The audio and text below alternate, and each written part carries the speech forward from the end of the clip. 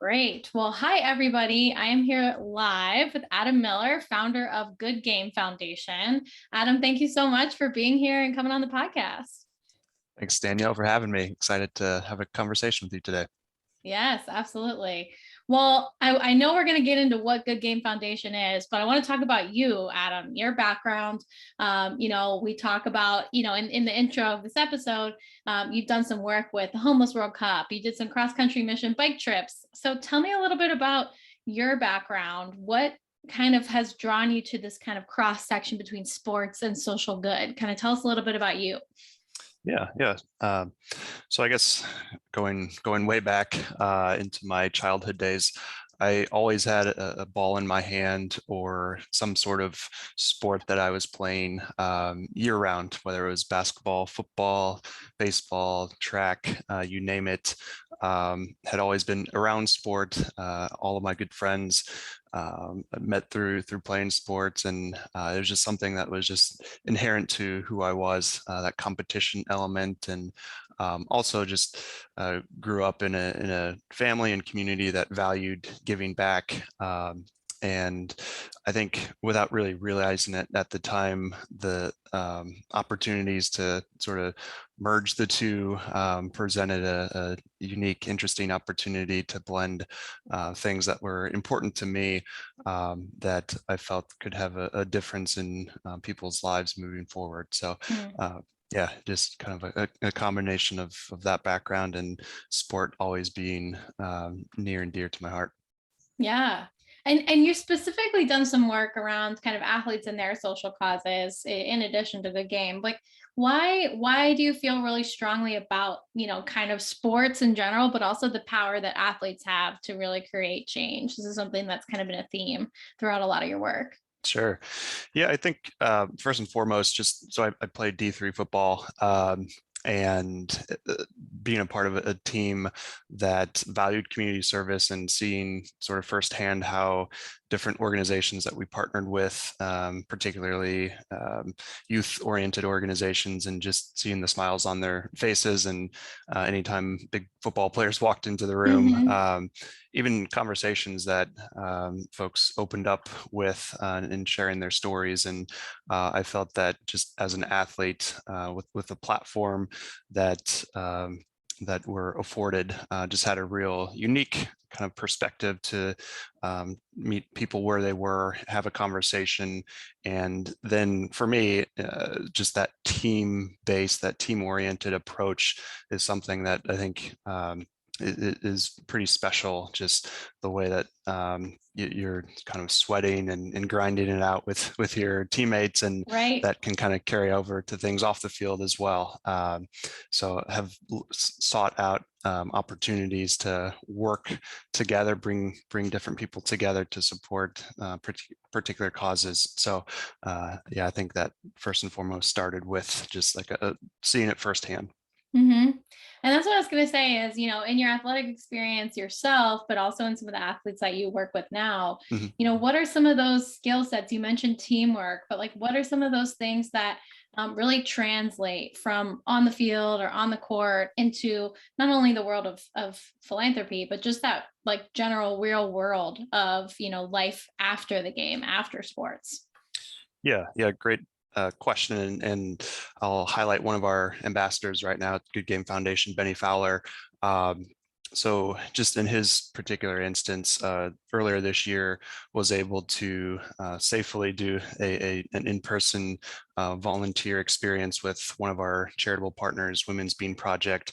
And his upbringing, his background is a little bit different than maybe a typical NFL athlete, but still the stories that he shared, that adversity that he had to overcome, really resonated with some of the women that were participating in the program that he was speaking with. And I think just that values driven, that work ethic, digging deep to overcome obstacles that we encounter on a daily basis, those sort of skills and experiences are transferable and can resonate with different people. That tenacity, I think, a lot of times. So Yeah, that's just one instance of one of our ambassadors really using his personal story to share and give back in a meaningful way.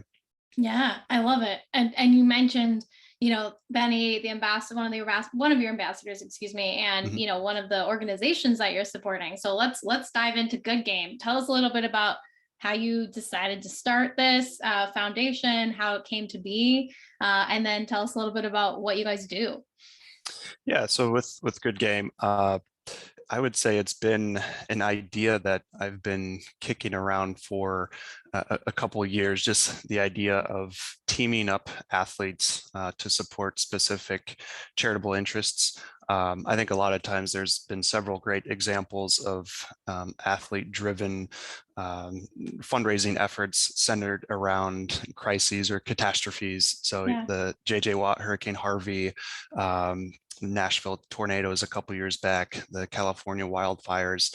A lot of times, I think there's these stories that come out of the local sports team and different athletes from that particular area teaming up, banding together to raise awareness, funding, support to those impacted in those areas. And I guess around the onset of COVID-19 back in March 2020, when things really started to shut down globally, there were several different fundraising efforts that professional athletes took part in, raised collectively over $60 million. And for me, that was kind of the light bulb moment of, hey, let's take this incredible platform and this power of sport and these athletes and sort of channel that into particular causes that these athletes and the general public support on a daily Mhm. basis, crisis or catastrophe aside. So that was sort of the genesis of the idea. Fast forward several months now, have been working with a couple different professional athletes, our founding ambassadors, to do this pilot program, testing out the model. We can certainly go more detail into that if you'd like, but yeah, just that idea of a team-based philanthropic approach to supporting causes is kind of the underlining theme of what we're doing. Yeah, and you mentioned Benny, who's one of your ambassadors. I know we've had Jasmine on the podcast as well, Jasmine Thomas, who's another ambassador of yours, and then you have a Mhm. third ambassador as well. So tell us a little bit about each of those ambassadors, Benny, Danny, and Jasmine. How did you get involved with them? How did they find you? Did you find them? And how do they specifically support what Game Foundation does? So you mentioned kind of piloting this model. Mhm. Let's go into that a little bit.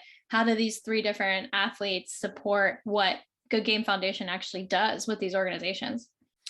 Yeah, I would say so. My role in this was sort of on the back end, the framework of pitching this vision of a team-based approach to philanthropy. And from the get-go, I really didn't have any particular cause in mind that it would sort of be the founding area in which we'd hope to make an impact. But just through networking and talking with different sports agents and reaching out to different players on LinkedIn and Mhm. just any channel that I could sort of start getting the word out. Ended up meeting both Benny and Jasmine, and the three of us kind of collectively just had several different conversations around what our values were and how we give back to our communities, any particular causes that were at the forefront of our giving back. And through that, it was really neat just to see it all come together. So both Benny and Jasmine had multiple causes that they have and do continue to support, but the number one cause that they wanted to engage within was the cause of women's empowerment. So just an incredible first cause that Goodgame was able to from the get-go, identify some organizations that we could partner and support, and come alongside with, form a sustainable long-term partnership.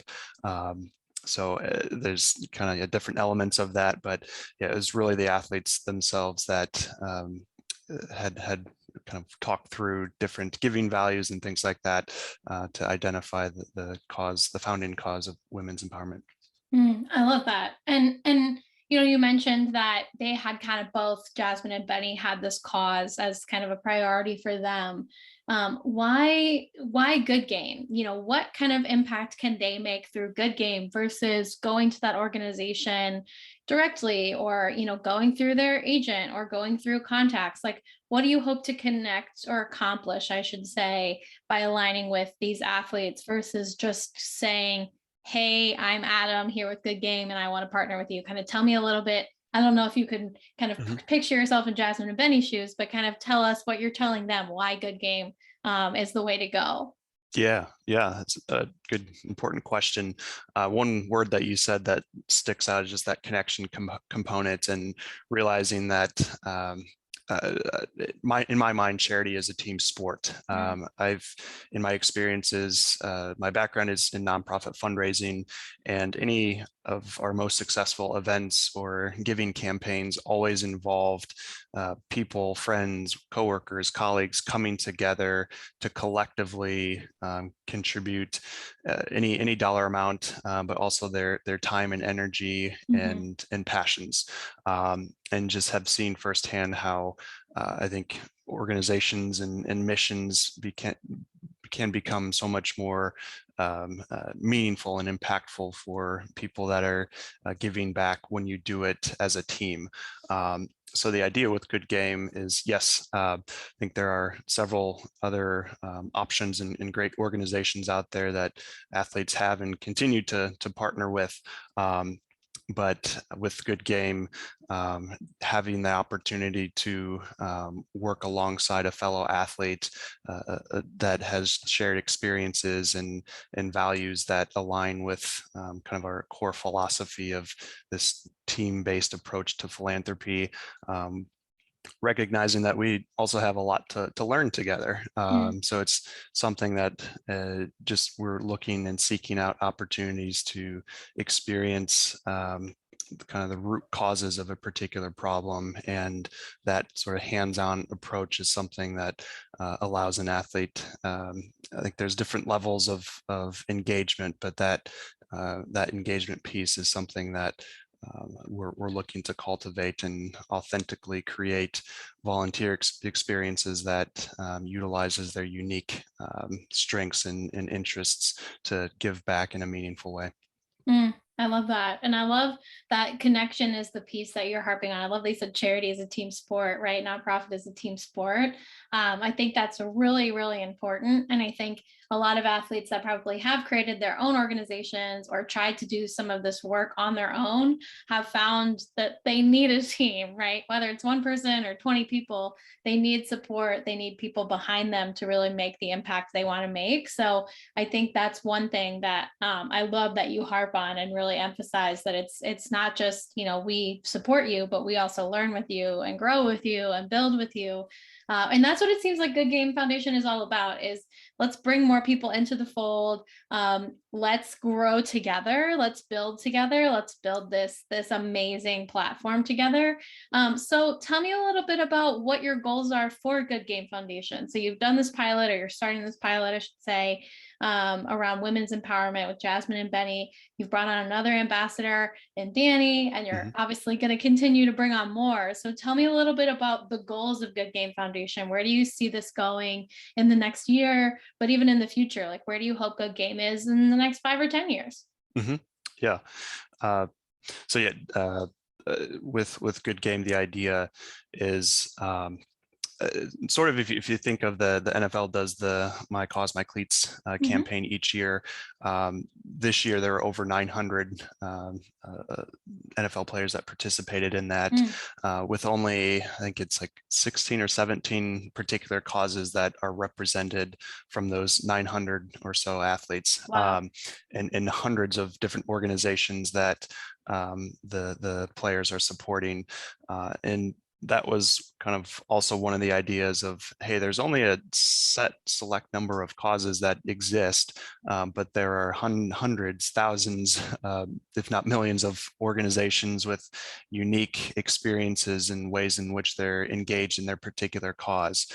So not only is it the team-based approach with the ambassadors, the athletes themselves, we're also looking to long-term, big picture, sort of build a network of our partner organizations that will be joining the team, so to speak, and collaboratively working together to solve problems that they're experiencing within their given cause.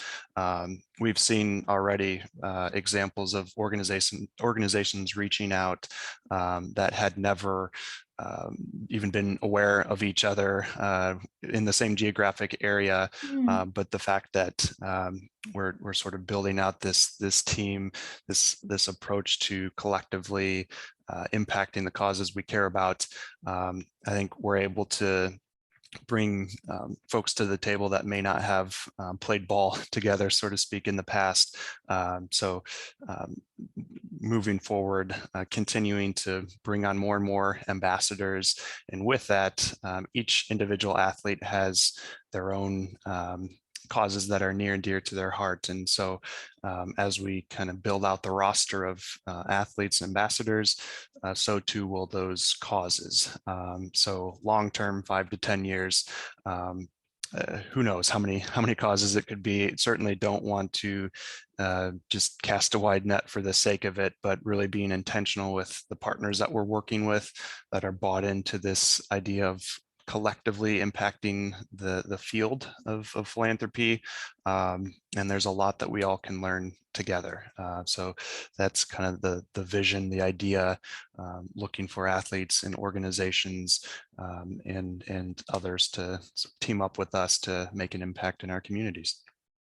I love it. I think it's so important. I love the idea that you're connecting people not only in the athlete world, but like those organizations in the same communities that hadn't heard of each other or hadn't crossed paths, right? I think it just goes back to that tagline you even said earlier, at least for me, it's a tagline of like, it's a team sport, right? This is about everybody joining forces, coming together to say, this is it, right? Like this is what we're here to do, is to kind of come up together, wrap our arms with each other and move forward for everybody. So I love that the motivation seems to be just to grow together, but also that if an organization benefits that isn't necessarily a focused organization, like fantastic, amazing. Like that's the whole point, is like, let's bring more people into the fold. So I love that. And I think you're right. Like, who knows where this could go, how many causes could be involved, but the idea is like, you're able to build this community around it. Mm-hmm. And I think that's the most powerful thing. People want community. They want to feel like they're making an impact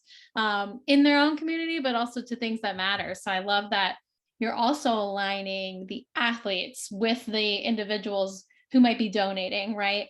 I know we've talked offline around kind of future projects that you're talking about, maybe kind of being able to donate alongside one of the Goodgame ambassadors, right? So I kind of want to know what motivates you to keep going with this, right? Why sports, we talked about, right? Power sports, power of working with athletes, but what's that big motivator for you to make a difference here?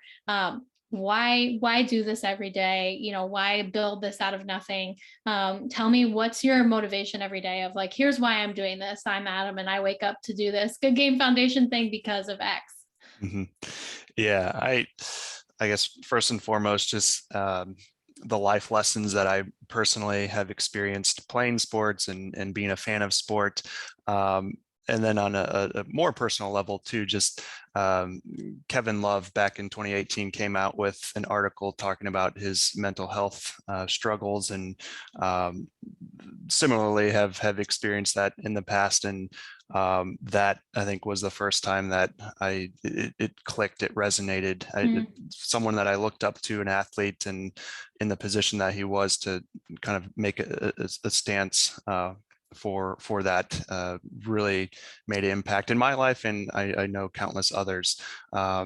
And so, yeah, kind of translating that to other causes as well, recognizing, I've talked with Jasmine about this several times, but just the platform that an athlete has, sending a tweet or doing a post-game interview has just a lot of potential to shine a spotlight on things that are important to them. So what gets me going is just continuing to carry the baton of sport to do meaningful work in the world. I think we're all on the same team at the end of the day, working towards common goals. So yeah, that's I think it's exciting. It's fun to support these organizations that we're partnering with, and working alongside fellow athletes and fans as well, to do good in the world.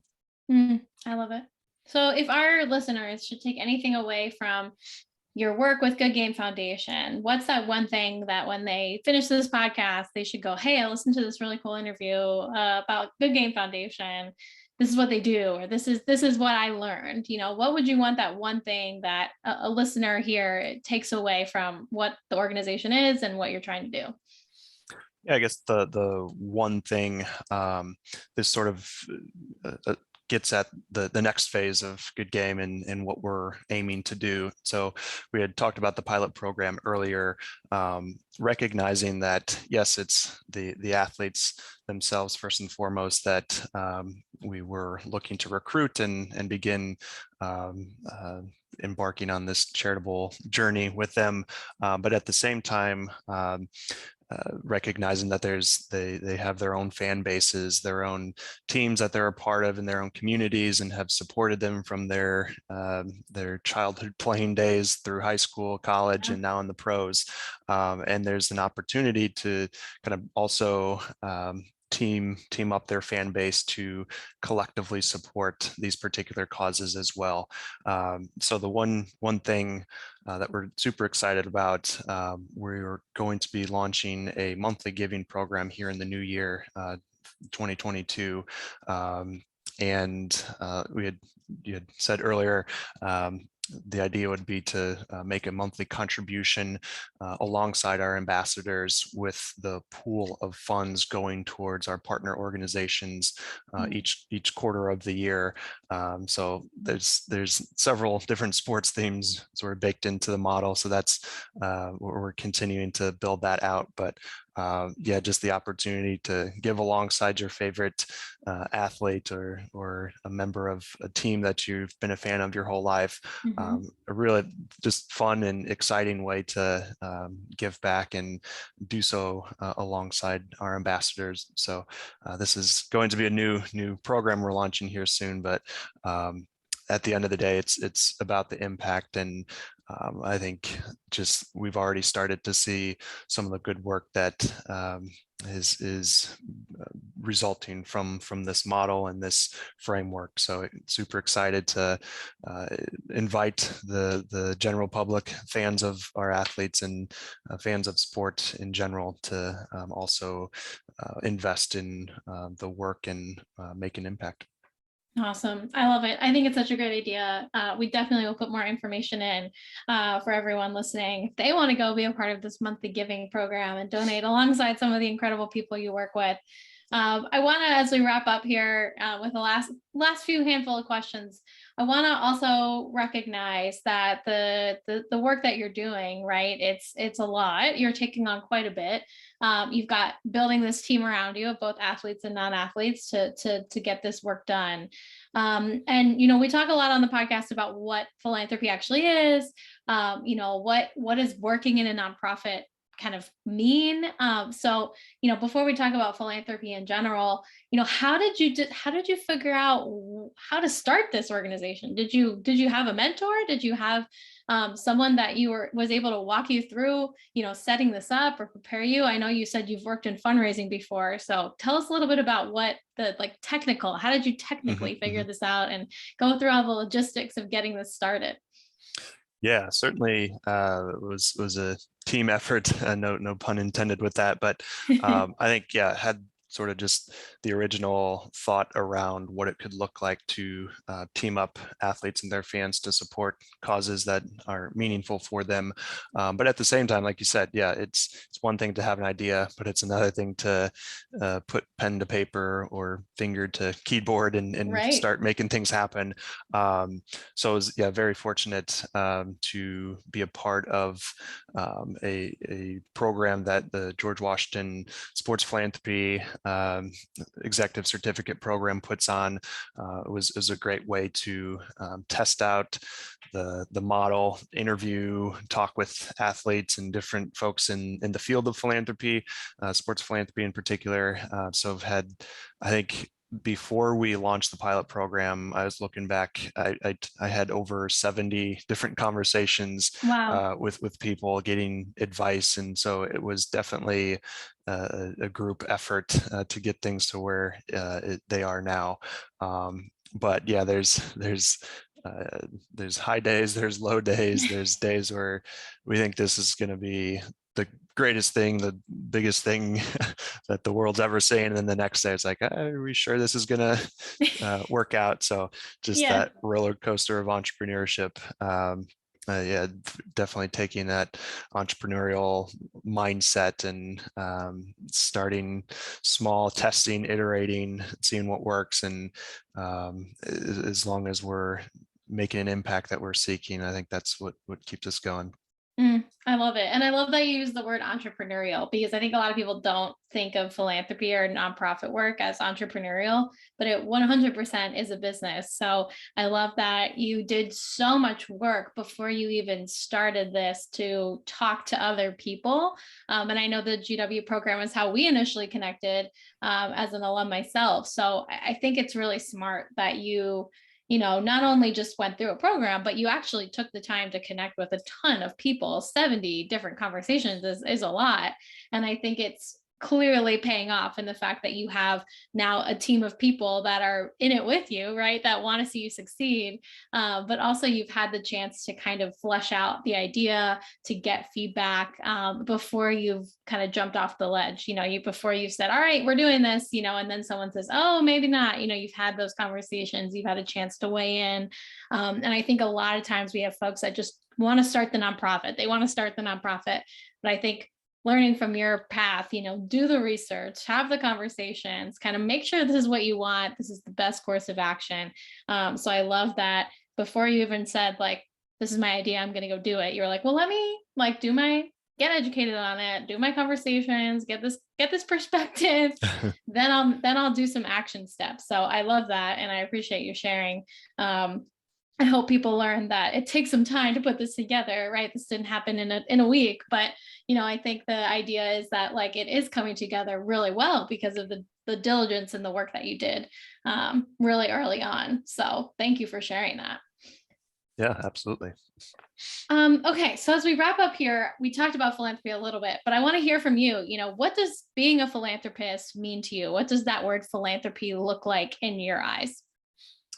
Yeah, I think for me, like the word philanthropy, love of humankind. I think philanthropy is personal, and it's something that looks a little bit different for each person in how we engage or give back. I think something that's really stood out to me over time. I've when I was in college, I did a over spring break, instead of going to different destinations with my roommates and things like that, took a trip down to New Orleans with a group, and this was after Hurricane Katrina, but did a kind of cleanup and helped with some habitat builds down there, and just that was kind of the first time that I've really experienced philanthropy aside from just giving small amounts of money here and there, but rolling up my sleeves, getting involved in working alongside others to make an impact, and hearing the stories of folks that had lived in the communities down there, and that sort of set me on a path towards wanting to work in the nonprofit space and in the charitable space. So yeah, I think it's going to look a bit different for each person. But I would highly recommend just making it personal and getting involved in whatever form or fashion that looks like. And we all have our individual strengths that we can kind of work to contribute. So that to me, I think, is how I've approached it. Yeah, I love it. I love that personal aspect. It's very individualistic and doesn't have to mean the same thing to different people, which I think, to everyone can have their own definition and their own kind of view of what it looks like. So I appreciate that. And I also did some similar trips. So I know we're in the same mindset there, because I was also in Mississippi after Katrina doing some things, did some habitat trips in college as well, which I always thought were a lot of fun. And it was, a great time to meet people that I wouldn't have met otherwise in college or in high school. And like you said, just that ability to kind of be able to do something, like physically do something, be in that community, meet people, shake hands, like see the impact was huge. So I love that. I love that you had that experience as well, because that's very much how I see the experiences I had, like kind of set the tone for me being like, I want to make sure I'm always able to do something like this, right? Like I'm always able to have that connection. So I really appreciate that. And along those lines, as we get to the end here, what advice do you have for whether it's athletes you're working with at Goodgame, athletes maybe listening here, or just individuals in general, right? Young people that want to speak up about making a difference in their communities, making an impact on an issue that matters to them. They want to drive change. What advice do you have in terms of how do they do that? How do they actually go about making that change? Yeah, I would say it's okay to not have everything figured out before starting. I like to use this sport analogy. Like I played football, so like I think you have to learn to block and tackle before you can run different, like the wildcat formation or different types of unique plays and things like that. There's a lot of like nuance and complexity to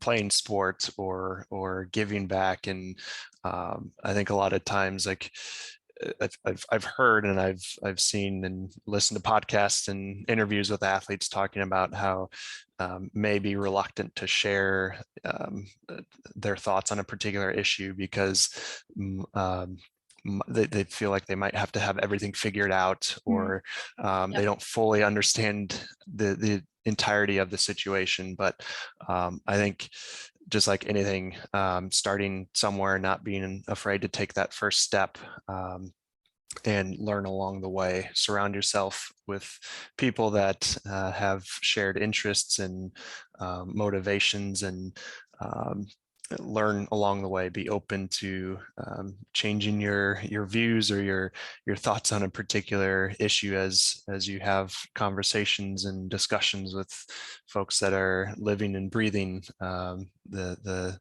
issue that you're passionate about. So yeah, I think taking one step at a time and leaning on others that have gone through it before as well. I love that. I think it's really important that you said, don't be afraid to take the step forward, right? Don't wait till you have it perfectly mapped out. And I think I may have overemphasized earlier the diligence you did in getting Goodgame off the ground, but you still had to start. You still had to do it, and it wasn't fully formed. It wasn't perfect. It's still probably a work in progress, as is all of us and everything we do. But I think that great piece of advice you just said, I just want to emphasize that for listeners, is like, don't let not having all the answers or not knowing everything you need to know or not feeling like you're ready stop you from making progress. And that progress can look different for everybody. But I love that piece of advice, is like, take that step, right? If you're really passionate about it, take that step and keep learning. So thank you for sharing that. And Adam, thank you for being here today. Most importantly, thank you for the work you're doing. And for those of us that are listening, if they want to follow Goodgame, if they want to connect with you, if they want to, be a part of Goodgame's, kind of eventual monthly giving that's going to start here soon. Tell us a little bit about where we can find you and how to stay in touch with Goodgame Foundation. Sure. So our website, goodgamefoundation.org, is a great place to start.